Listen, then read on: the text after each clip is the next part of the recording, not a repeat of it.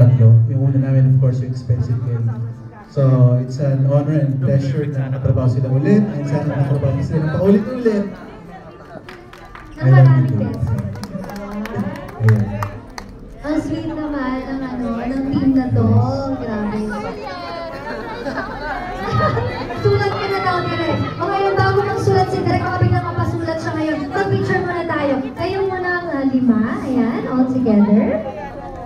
Smile. Everybody, thank you so much. Of course, again, with round-trip tickets to Japan, with accommodation, if you buy 2 tickets, that... Ayan, magkakaroon tayo ng...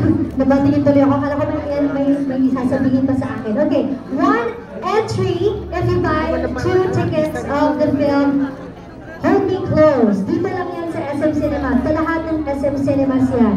So if you want to win a round-trip ticket to Japan with a free accommodation, buy 2 tickets now.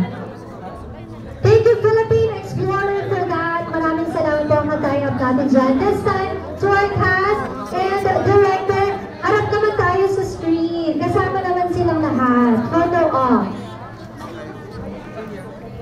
To all our friends right over here, can we stand up? Parang ina tayo sa photo. Ayan. Would like to request everyone to please stand up. Put your hands up. You can do a finger heart or a big heart. Or yung mga usong heart na yun. Ayan. Para kita-kita tayong lahat. Everyone, thank you very much. This is a wide cam. Kita po hanggang kabilang cinema.